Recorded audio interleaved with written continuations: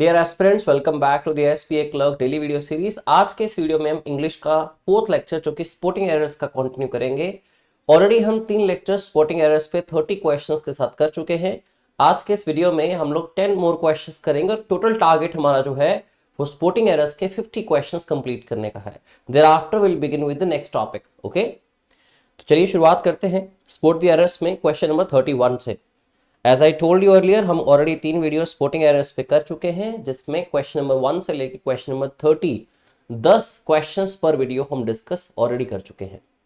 Well, this question says in financial matters, जब भी मुद्दे उठते हैं फाइनेंस के मुद्दे उठते हैं, फाइनेंशियल मैटर्स की बात होती है, तो जरूरी क्या हो जाता है, इट इज इंपॉर्टेंट टू के साथ गेट आना चाहिए।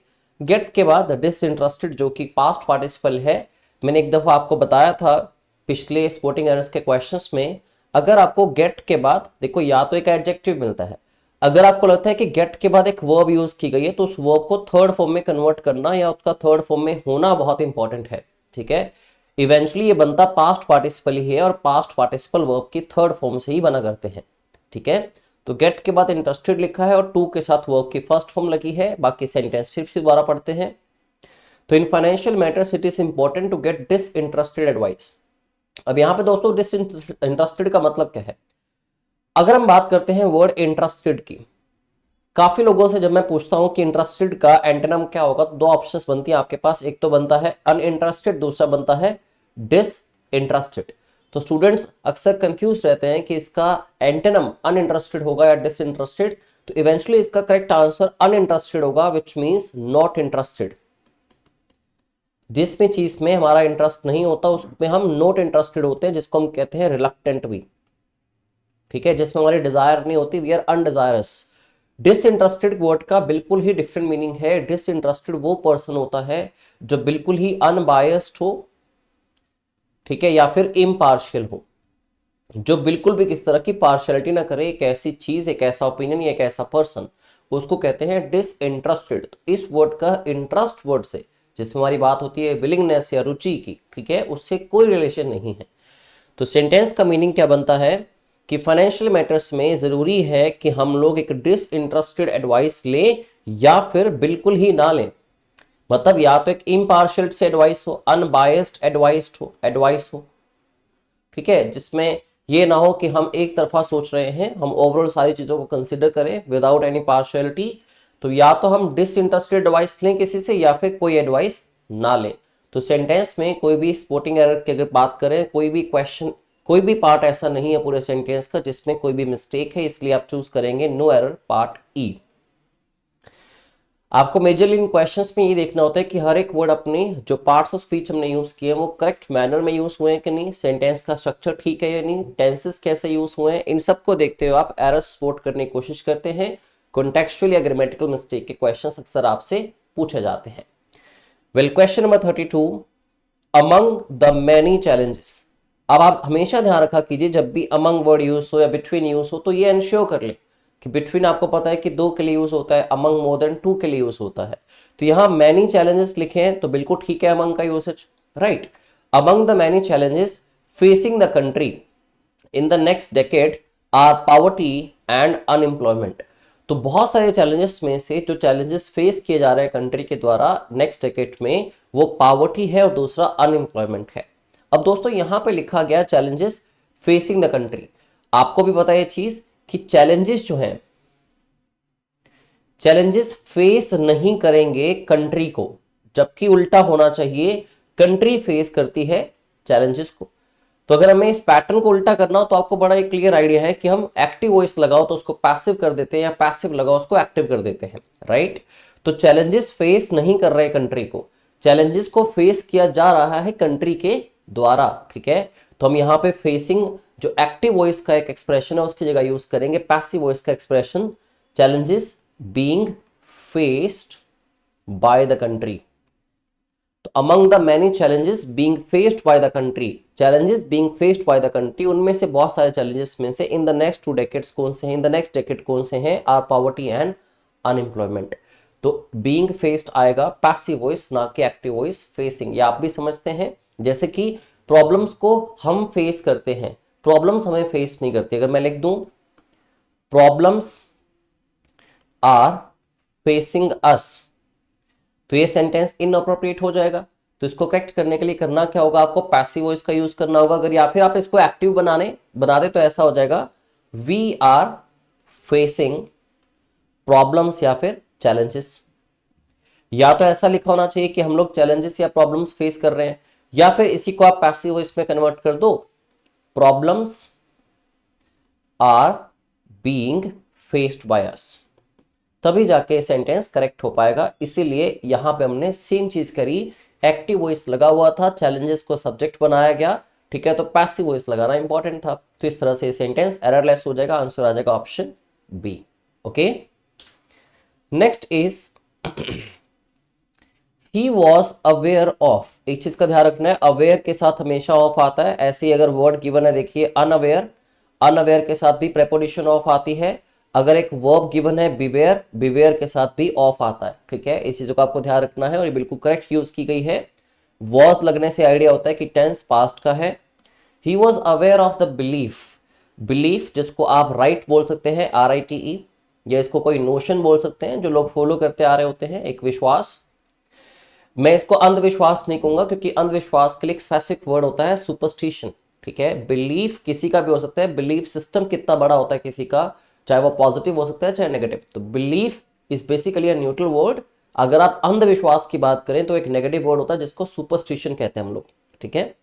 तो ही was aware of the belief that, किस बिलीफ के लिए वो अवेयर था कि द इवनिंग न्यूज, कि जो शाम को आई खबर होती है, आर वर्थ वॉचिंग, उसको देखना बहुत ही अच्छा होता है, ठीक है, उसको देखना चाहिए सबको। तो यहां बात हुई दोस्तों इवनिंग न्यूज की। अब न्यूज कैसा नाउन है, न्यूज एक अनकाउंटेबल नाउन है। अगर न्यूज एक अनकाउंटेबल नाउन है तो हमें पता है कि किसी भी अनकाउंटेबल नाउन के साथ वर्ब प्लूरल नहीं आ सकती, हमेशा अनकाउंटेबल नाउन्स के साथ वर्ब सिंगुलर आया करती है, ठीक है। तो evening news is worth watching, ठीक है। यहां वर्थ वॉचिंग लिखा है, ये भी करेक्ट है। अगर यहां पे लिखा होता वर्थ रीडिंग तो ये भी ठीक था। अगर वर्थ लिसनिंग कहता हूं ये भी ठीक होगा, क्योंकि खबर को पढ़ा भी जा सकता है, सुना भी और देखा भी जा सकता है, ठीक है। तो इसमें कोई गलती नहीं होगी कि अगर वॉचिंग वर्ड यूज हुआ है तो, ठीक है। तो अकॉर्डिंगली पार्ट डी में मिस्टेक है, आर को आप कन्वर्ट करेंगे इज के अंदर। ना मैनी बिलीव दैट, बहुत लोग ऐसा विश्वास करते हैं कि nothing could have avoided the war between America and Iraq, कि बहुत लोगों का ऐसा मानना है कि कोई भी चीज हो जाए, ठीक है, वो कभी भी अवॉइड नहीं कर सकती थी अमेरिका और इराक की जो वॉर थी उसको, ठीक है। अब दोस्तों अवॉइड वर्ड का मतलब क्या होता है, अवॉइड का मतलब है to stay away from something और समबडी, या फिर किसी को इग्नोर करना। अब आप खुद देखिए कॉन्टेक्चुअली कि कह रहे हैं कि बहुत लोग मानते हैं कि कोई भी चीज ऐसी नहीं हो सकती थी जो वॉर को अवॉइड कर सके, मतलब उससे दूर रह सके, ठीक है। तो यहां पे बात हो रही है कि वॉर को कोई भी चीज रोक ही नहीं सकती थी। तो वॉर को अवॉइड करना मीन्स उस वॉर से दूर रहना, लेकिन जो वॉर चल रही है उसको रोका नहीं जा सकता था। तो अवॉइडेड वर्ड यहाँ पे नहीं आएगा, कॉन्टेक्चुअली वर्ड आना चाहिए कुछ ऐसा जो रोके वॉर को, ठीक है। तो इसके लिए करेक्ट वर्ड हो सकता है अवर्टेड, क्योंकि अवर्ट का मतलब होता है कि इस चीज को रोकना, to prevent something from happening. Avert का मतलब होता है to prevent something from happening, किसी भी चीज को होने से रोकना। तो बहुतों का मानना है कि कोई भी चीज इंडिया और अमेरिका और इराक के बीच की जो वॉर है उसको रोक नहीं सकती थी, ठीक है। तो अवॉइडेड वर्ड की जगह पे आप लगाएंगे अवर्टेड वर्ड, इससे आपका सेंटेंस ग्रामेटिकली और कॉन्टेक्चुअली करेक्ट होगा। तो इसका आंसर होगा ऑप्शन सी। आगे बढ़ते हैं, question number 35। He is one of those persons, ये उन पर्सन्स में से है जो कि is never satisfied with, satisfied के साथ विद ठीक है। एनी अचीवमेंट, यहां पे एनी यूज किया गया, नो यूज किया होता वो गलत होता क्योंकि सेंटेंस में नेगेटिव है, नेवर वर्ड यूज किया गया ऑलरेडी। तो यहां देखिए आप क्या मिस्टेक हो सकती है। एक चीज का ध्यान रखना, जब भी एक रिलेटिव प्रोनाउन, ठीक है, किसी भी पर्टिकुलर सब्जेक्ट के साथ लगाया जाता है, जैसे कि यहां पे आप देखते हैं तो वर्ड है दोज पर्सन्स, तो रिलेटिव प्रोनाउन के बाद जो वर्ब आती है दोस्तों वो इंसिडेंट के हिसाब से आती है जो उसके पहले आपने यूज किया है, ठीक है। तो ये कहना क्या चाह रहा है कि ये उन लोगों में से एक है, he is one of those persons. कौन से पर्सन्स, ऐसा क्या करते हैं वो पर्सन्स, पर्सन्स जो कि, persons who are never satisfied. तो यहाँ पे बात जो हु यूज किया गया रिलेटिव प्रोनाउन, इसको हम रिलेटिव प्रोनाउन कहते हैं, बीच में हु या विच या दैट यूज किए जाए। अब जब ये किसी सब्जेक्ट या नाउन प्रोनाउन के साथ लगते हैं तो उनकी बात होती है और उनके लिए ही हु के बाद अकॉर्डिंगली वर्ब आती है। तो दोज पर्संस क्योंकि प्लूरल है तो इसकी जगह पे आर आ जाएगा और आपका आंसर था ऑप्शन सी। ये सब्जेक्ट वर्ब अग्रीमेंट टॉपिक में से उठाया गया क्वेश्चन है। सब्जेक्ट वर्ब अग्रीमेंट मैं हमेशा ही क्लासेस में भी कहता हूं कि topic one of the most important topics है, जिसमें कुछ कॉम्प्लेक्सिटी है जिसकी वजह से हम एरर्स को सपोर्ट नहीं कर पाते। तो ये टॉपिक आपके लिए पूरे अच्छे से पढ़ना बहुत ही इंपॉर्टेंट है। ठीक है, question number 36, all banks must necessary keep a certain percentage of deposits. तो सारे बैंक्स को नेसेसरी है उनके लिए कि वो रखें एक certain percentage of deposits with reserve bank. ठीक है, अब यहां पे देखिए दोस्तों, मस्ट कीप, मस्ट यहां पे क्या है, मॉडल वर्ब है। कीप यहां पे क्या है, मेन वर्ब है। और आप वर्ब के साथ कौन सा वर्ड लगा रहे हैं, नेसेसरी लगा रहे हैं। अब नेसेसरी क्या होता है, एक एडजेक्टिव होता है और सब बच्चों को पता होगा कि वर्ब्स को डिफाइन कभी एडजेक्टिव्स नहीं करते, वर्ब्स को एडवर्ब्स डिफाइन करती हैं। ठीक है, तो नेसेसरी की जगह पे एडवर्ब क्या होगी, नेसेसरली। तो banks must necessarily keep a certain, तो यहां पे क्योंकि वर्ब को डिफाइन करने की बात आ रही है तो वर्ब के लिए आपको एडवर्ब यूज करनी चाहिए थी। ठीक है, एक मैं कहता हूं this is necessary for all of us, तो यहां पे अगर मैं कहता हूं दिस इज नेसेसरी तो दिस यहां पे सब्जेक्ट है, इज वर्ब हो गई। दिस प्रोनाउन की आप बात करें तो एडजेक्टिव के साथ आपने उसको डिफाइन कर दिया, this is necessary, water is necessary to live. ठीक है, तो लेकिन जब बात करता हूं मैं वर्ब की, ठीक है, कि आई डू इट नेसेसरली, तो मुझे ये चीज करनी होती है नेसेसरली क्योंकि मुझे उसकी जरूरत फील होती है। ठीक है, या फिर उसकी जरूरत जो है मेरे लिए मैंडेटरी है। तो जब भी वर्ब को डिफाइन करना हो तो एडवर्ब यूज करनी है आपने। टॉपिक एडजेक्टिव और एडवर्ब का डिफरेंस है जो आपको ये सिखाता है कि कब आपको एडजेक्टिव्स यूज करने हैं और कब एडवर्ब्स यूज करनी है किसी भी पर्टिकुलर सेंटेंस के अंदर। ओके, चलिए आगे बढ़ते हैं।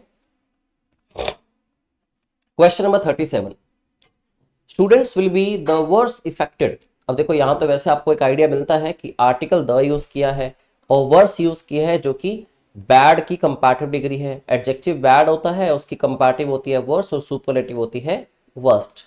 इतना हमें पता है कि अगर वर्स आएगा तो द आर्टिकल नहीं आएगा। ठीक है, क्योंकि जब सुपरलेटिव डिग्री होती है तभी हम द लगाते हैं। तो students will be the worst affected by the public transport strike next week. तो अगले हफ्ते पब्लिक स्ट्राइक ट्रांसपोर्ट की वजह से सबसे ज्यादा इफेक्ट किस पे पड़ेगा बुरा, वो स्टूडेंट्स पे पड़ेगा जिनको हर रोज पे ट्रेवल करना है, कम्यूट करना है अपने कॉलेज, स्कूल या इंस्टीट्यूट जाने के लिए। तो यहाँ पे दोस्तों वर्स्ट की जगह पे आएगा वर्स्ट। ठीक है, वर्स्ट एक कंपैरेटिव डिग्री है, दैन लगा के जब हम दो में कंपैरिजन करेंगे तब भी हम वर्स्ट यूज करते हैं। यहाँ पे दो किन्हीं पर्टिकुलर लोगों की बात नहीं हुई, हमने सिंपली कहा कि स्टूडेंट सबसे ज्यादा इफेक्ट होंगे बुरे तरीके से।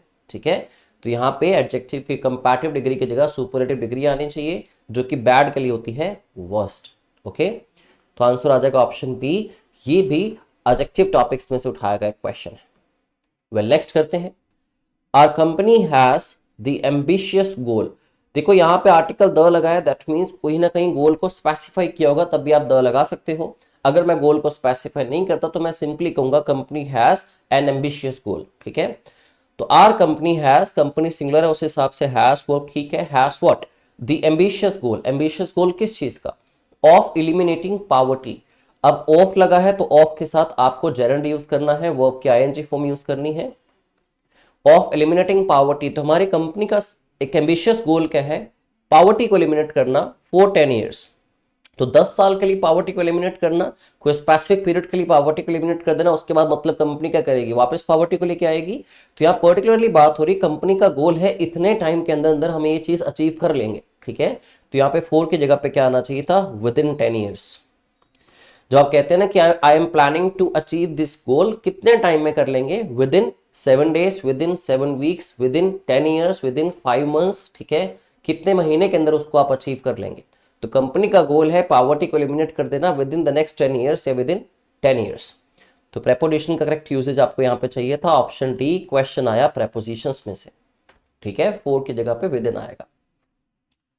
Next question is, I can not sanction, मैं सैंक्शन नहीं कर सकता। कैन नॉट मॉडल वर्ब आप यहां पे मिल गई और आपको सैंक्शन मिल गई वर्ब की फर्स्ट फॉर्म, जो बिल्कुल ठीक है। सच अ लार्ज सम, ठीक है, ये भी ठीक है। अ लार्ज सम के लिए सच वर्ड आ गया और साथ में ए लगेगा क्योंकि sum is singular and uncountable. तो I can not sanction such a large sum without no permission of the manager. अब देखिए सेंटेंस में कैन नॉट यूज हुआ, कैन नॉट नेगेटिव है, ठीक है, इवन विदाउट भी नेगेटिव वर्ड है, लेकिन आपको पता है कि जब सेंटेंस में एक बार नेगेटिव वर्ड यूज हो जाए तो उसके बाद हम एक और वर्ड नेगेटिव उसी सेंटेंस में यूज कर नहीं सकते, ठीक है। जैसे मैं कहूं I do not want nothing, तो मैंने नोट को भी यूज किया और नो वाला वर्ड भी यूज कर लिया, तो इसकी जगह मुझे अब समथिंग लगाऊंगा, समथिंग गलत हो जाएगा क्योंकि एडजेक्टिव का आपको जो एडजेक्टिव का यूजेज है वो ये बताता है कि नेगेटिव सेंटेंस में सम नहीं आ सकता, नेगेटिव में एनी आ सकता है। तो नथिंग भी गलत हो गया, समथिंग भी गलत हो गया, तो आपको उसकी जगह पे क्या लगाना होता है, एनीथिंग। इसी तरह से यहाँ पे नोट है सेंटेंस के अंदर, तो आपको यहाँ पे नो परमिशन नहीं कहना चाहिए था, it must have been any permission, ठीक है। तो आपका ऑप्शन आएगा सी इसका आंसर, नो की जगह पे वर्ड यूज होगा any. Okay, next is 70 out from the 800 employees किसके, ऑफ द कंपनी। अब बात 70 की हुई है, प्लूरल है, तो हैव ऑप्टेड, क्या ऑप्ट किया उन्होंने, फॉर वॉलंटरी रिटायरमेंट, ठीक है। तो वॉलंटरी रिटायरमेंट में retirement is a noun, voluntary उसके लिए एडजेक्टिव हो गया, ऑप्ट के साथ फोर आता है, ये बिल्कुल ठीक है, हैव के साथ वर्ब की थर्ड फॉर्म आती है, ये भी ठीक है, लेकिन गलती कहां पे है। अगर मैं कहता हूं हम में से ज्यादातर लोग, तो हम क्या कहते हैं, मोस्ट ऑफ अस। हम में से बहुत सारे लोग, मैनी ऑफ अस। हम में से कुछ लोग, सम ऑफ अस। हम में से एक पर्सन, वन ऑफ अस। तो दोस्तों जब भी हम बहुतों में से कुछ की बात करते हैं, चाहे एक की बात करते हैं, चाहे बहुतों में से 50, 100 या 2 लाख की बात करते हैं, प्रेपोजिशन क्या यूज होती है, हर बार ऑफ यूज होती है। बट यहां पे अगर आप ध्यान दें तो क्या लिखा हुआ है, 70 आउट फ्रॉम द 800 एम्प्लॉइज, तो 70 आउट ऑफ दी। वैसे भी करेक्ट प्रेपोजिशन पूरी क्या होती है, आउट ऑफ होती है, ठीक है। और वैसे भी अगर मान लीजिए वहां पे वर्ड आउट ना लिखा होता तो आप यही कहते 70 फ्रॉम द 800 की जगह 70 ऑफ द 800, क्योंकि आप ध्यान दीजिए जैसे हम कहते हैं 1 आउट ऑफ 3 या फिर 1 आउट ऑफ 100, तो 3 या 100 में से एक, तो हम आउट ऑफ ही लगाते हैं ना, ठीक है। तो आउट फ्रॉम की जगह पे आएगा आउट ऑफ। प्रेपोजिशन का एक क्वेश्चन है, काफी सिंपल और काफी इंपॉर्टेंट कॉन्सेप्ट है, ठीक है। आई होप आपको ये 10 के 10 क्वेश्चन समझ आए। इसके बाद हमारा जो नेक्स्ट वीडियो होगा उसमें हम क्वेश्चन करेंगे 41 to 50, जिसके बाद हमारा 50 स्पोर्टिंग एरर्स का जो एक सीक्वेंस था वो फिनिश होगा, उसके बाद हम नेक्स्ट टॉपिक स्टार्ट करेंगे, ठीक है।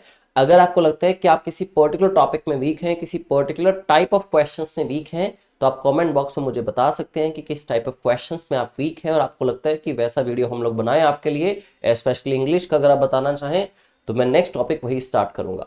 Okay, so thank you very much and have a good day further.